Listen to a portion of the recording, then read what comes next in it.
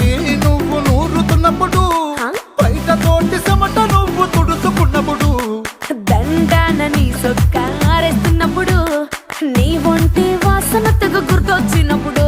రెండు చేతులెత్తి జుట్టు ముడిసినప్పుడు, జెండు కత్తుకొని పడుకున్నప్పుడు, అలసిపోయి నువ్వు ఆవలించినప్పుడు, వచ్చుండై ఫీలింగ్స్ వచ్చి వచ్చి చంపేస్తు